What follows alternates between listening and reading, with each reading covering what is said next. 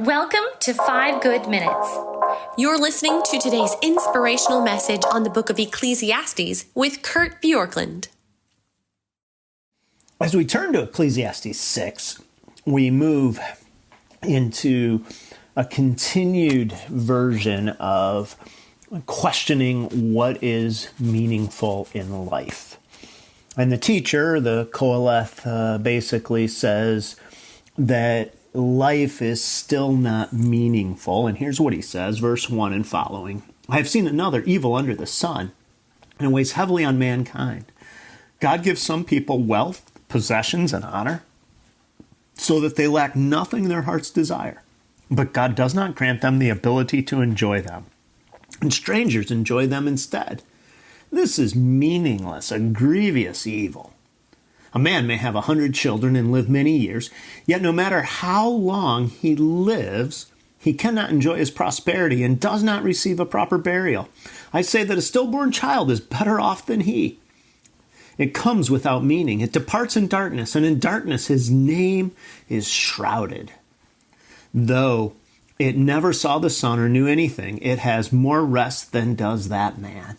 Even if he lives 1,000 years twice over but fails to enjoy his prosperity, do not all go to the same place? And so here he's talking about how hard it is to enjoy the fruits of life in terms of possessions, in terms of family, in terms of honor. He's saying all of this you have, and even though you have them, God doesn't give you the ability to fully enjoy it. And probably what he's referring to here is that you don't get to keep it in perpetuity, and you can't even prolong it. Because even if you have it for, he says, 1,000 years times 2, it doesn't end up being enough time, because you'll always come to the end of your life and say, it's coming to an end too soon. And this is one of those things that is increasingly clear as you age. Meaning, when you're young in life, you think, I'll have lots of time to enjoy everything.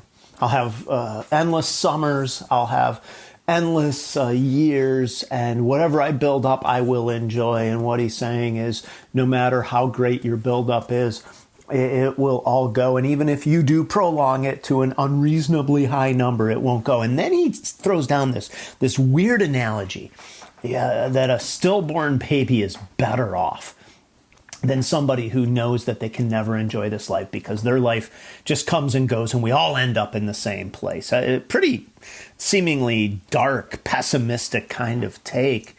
But I believe that what's at the heart of this for the teacher is this idea of saying, understand that all of the things that you put your hope in, believe will bring you satisfaction, that it's actually healthier to understand that it doesn't bring you satisfaction.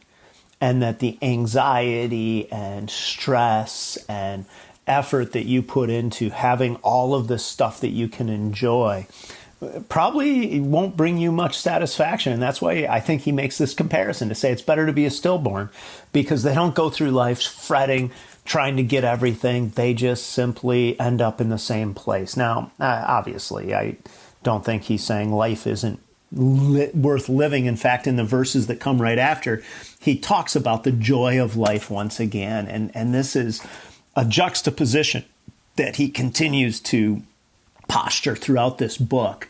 And so it's almost like he's saying, because there is so much difficulty in this world and hardship, and life feels meaningless, that's the very reason that you can embrace joy, because it's brief, but there is so much that you can enjoy. So here's my question today. What are you counting on in your life to say, this is what is going to be my enjoyment?